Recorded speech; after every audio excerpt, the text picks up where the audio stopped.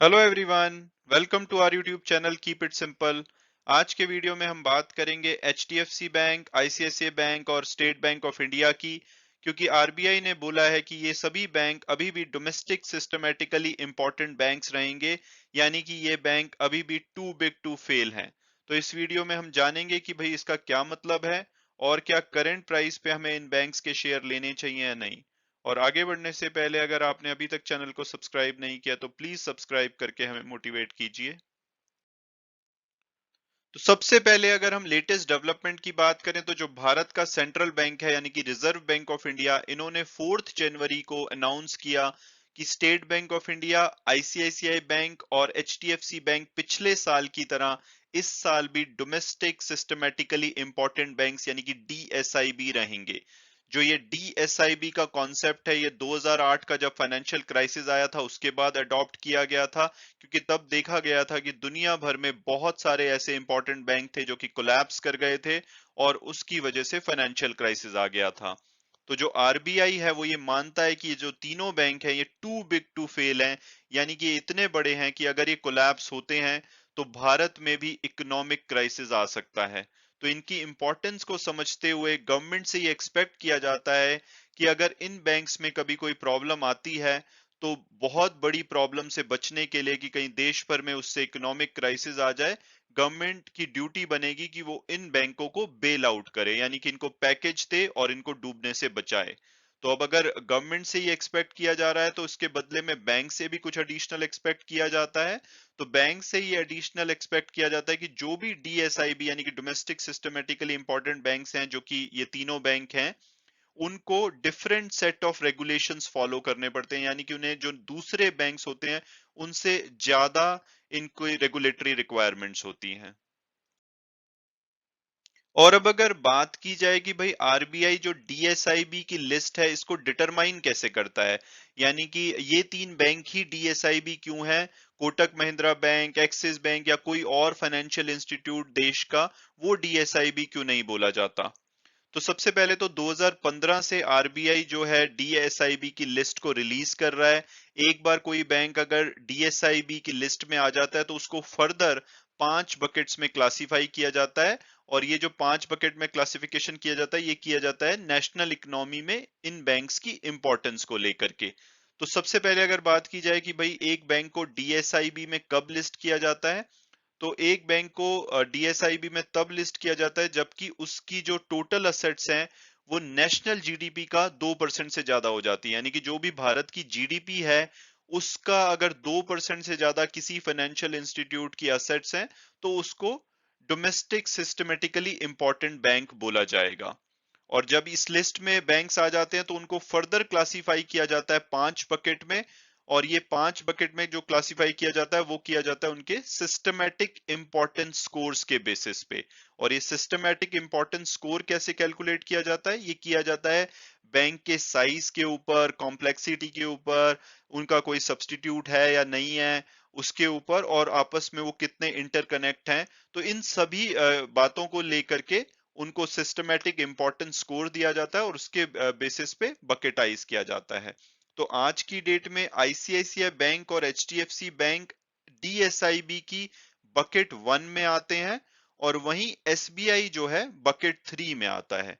तो ये 1 से 5 तक की बकेट होती है जिसमें कि 5 पे जो भी बैंक आता है या फाइनेंशियल इंस्टीट्यूट आता है मतलब कि वो मोस्ट इंपॉर्टेंट है।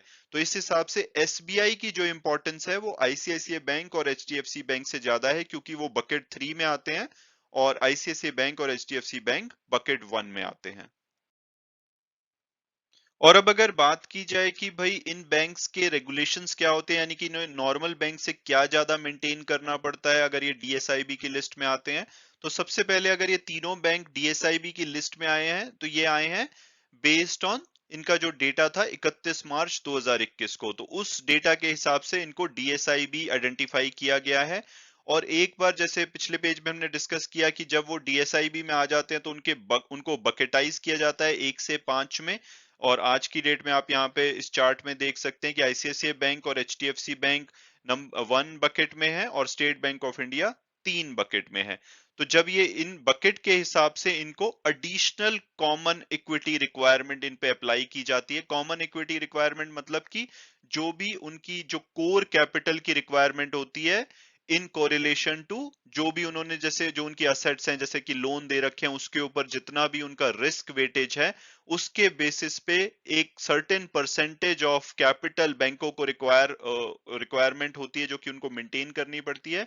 लेकिन ये तीन बैंक क्योंकि ये डीएसआईबी की लिस्ट में है तो ये इनको ओवर एंड अबव जो कि नॉर्मल बैंकों को सीईटी मेंटेन करनी पड़ती है उसके ऊपर इनको एडिशनल जो कॉमन इक्विटी है वो मेंटेन करनी पड़ती है। तो जैसे कि इनकी इकोनॉमिक और नेशनल इंपॉर्टेंस के बेसिस पे इनको जो रिस्क वेटेड असेट्स के बेसिस पे इनको ज्यादा कैपिटल रिटेन करनी पड़ती है। जैसे अगर हम एग्जाम्पल के लिए लें तो जैसे नॉर्मल मान लो कि 8% अगर बैंकों को मेंटेन करनी है कैपिटल रेशो, लेकिन आईसीआईसीआई बैंक और एचडीएफसी बैंक क्योंकि ये डीएसआईबी की बकेट वन में आते हैं तो इनको 0.20 एक्स्ट्रा रखनी पड़ेगी। यानी कि दूसरे बैंकों को अगर 8% रखनी पड़ती है तो इनको 8.2% रखनी पड़ेगी। और वहीं स्टेट बैंक ऑफ इंडिया क्योंकि वो बकेट थ्री में आता है उसकी नेशनल इंपॉर्टेंस ज्यादा है तो उनको 0.6 extra common equity tier one capital रखनी पड़ेगी। यानी कि अगर नॉर्मली बैंकों को 8% रखनी होती है तो इनको 8.6% रखनी पड़ेगी। और अब अगर बात की जाए कि क्या करंट प्राइस पे हमें इन बैंक्स का शेयर लेना चाहिए या नहीं, तो सबसे पहले अगर हम पास्ट परफॉर्मेंस देखें तो पिछले एक वीक में तीनों ही बैंक्स ने 7 से 8% की बढ़िया रिटर्न दी है। हालांकि पिछले एक साल की परफॉर्मेंस देखें तो सबसे बेस्ट परफॉर्मेंस रही है एसबीआई की 75% के आसपास की रिटर्न दी है। वहीं आईसीआईसी बैंक ने 47% के आसपास की। और सबसे खराब परफॉर्मेंस रही है पिछले साल में एचडीएफसी बैंक की, उन्होंने 10% के आसपास की रिटर्न दी है पिछले एक साल में। और उसमें से अगर हम पिछले वीक की परफॉर्मेंस को हटा दें तो लगभग उन्होंने सिर्फ 2% के आसपास की रिटर्न दी है। यानी कि इन्होंने इनकी रिटर्न ऑलमोस्ट फ्लैट रही है पिछले साल में। और अगर हम इसके पीछे के कारण की बात करें तो इसका जो मेन कारण था वो एक तो था कि इसमें बहुत बड़ा स्टेक है फॉरेन इंस्टीट्यूशनल इन्वेस्टर का और पिछले 3 महीनों से एफआईआईज ने काफी ज्यादा सेलिंग करी है और उसका दबाव देखा गया है इनके शेयर पे। और दूसरा कुछ इनके भी कारण थे कि इनके बहुत सारे आईटी इश्यूज थे 2020 या उससे पहले, तो उसके चलते आरबीआई ने इनके क्रेडिट कार्ड इशू पे बैन लगा दिया था और लगभग 8 महीने तक 2021 में ये क्रेडिट कार्ड इशू नहीं कर पाए थे। इनका सबसे बड़ा मार्केट शेयर है, हालांकि 8 महीने के बैन के बाद भी इनका सबसे बड़ा मार्केट शेयर रहा। लेकिन इस बीच में क्योंकि ये नए कार्ड इशू नहीं कर पा रहे थे तो उसका फायदा उठाया आईसीआईसीआई बैंक ने, एक्सिस बैंक ने, और उन्होंने अपना मार्केट शेयर गेन किया। तो वही आप देख सकते हैं कि जो एचडीएफसी बैंक सभी इन्वेस्टर का पॉपुलर शेयर होता था उन्होंने कुछ भी परफॉर्म नहीं किया पिछले साल में। लेकिन आईसीआईसीआई बैंक ने इस बीच में 47% की रिटर्न दी। यानी कि जो इन्वेस्टर है उनकी चॉइस आईसीआईसीआई बैंक रहा 2021 में। और अगर हम टिकर टेप और ब्रोकरेज हाउस रिपोर्ट्स के डेटा को देखें तो आईसीआईसीआई बैंक का जो ब्रोकरेज हाउस के हिसाब से टारगेट आता है वो 890 से 1000 आता है। यानी कि अगर हम एवरेज की बात करें तो 950 के आसपास बोल सकते हैं। और जो टिकर टेप का एवरेज टारगेट प्राइस है वो 900 के आसपास है। जो कल की क्लोजिंग हुई है वो 788 पे हुई है। हम बोल सकते हैं कि ये अपने टारगेट एवरेज प्राइस से नीचे पे अवेलेबल है, यानी कि प्राइसिंग अट्रैक्टिव है। और अगर एचडीएफसी बैंक की बात की जाए तो ब्रोकरेज हाउस उसका 2050 का टारगेट देती है। और टिकर टेप का जो एनालिसिस है उसके हिसाब से भी इसका जो एवरेज प्राइस है 2032 आता है। और जो कल की क्लोजिंग है वो 1565 पे हुई है। तो ये तो बहुत ही अट्रैक्टिव प्राइस पे अवेलेबल है क्योंकि अपने एवरेज टारगेट प्राइस से काफी नीचे पे अवेलेबल है।